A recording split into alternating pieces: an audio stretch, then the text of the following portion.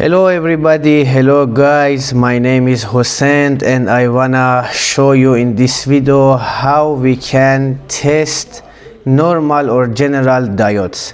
Okay, other name of diodes is rectifier, and we have some symbol of diodes on all of the map. The diode symbol is this. Okay, we have two sides on diode. One side is positive and another side is negative. The positive side name is anode and the negative side name is cathode. Okay, if you want to test diode and after that you understand which diode is healthy and which diode is broken, you have to use your multimeter. At first you have to choose and select correct program. Okay, so you have to set diode program. The diode sign, as I told you before, is this sign.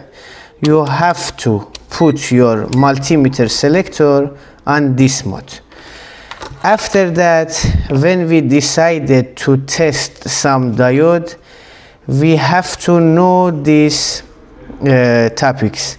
We have two ways for testing all of the diode, and we have to test diode on two ways. One way is direct bias and another way is reverse bias. Okay, what does it mean?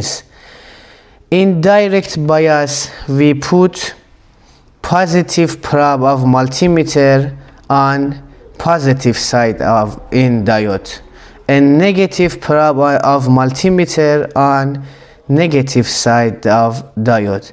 And in the reverse bias, we have to put reverse probe. For example, in the reverse ways, we have to put negative probe of multimeter on positive side of diode, and we should put positive probe of multimeter on negative side of diode. Okay, in direct bias, we have to see this number, almost 100 number, from 100 number to almost in normal diodes or generally diodes. We have to see from 100 to 800, and on the reverse ways we have to see open loop or overload. It means that the vase is closed like this. Okay, let's to check some diodes. As I told you before, we have two sides on diodes.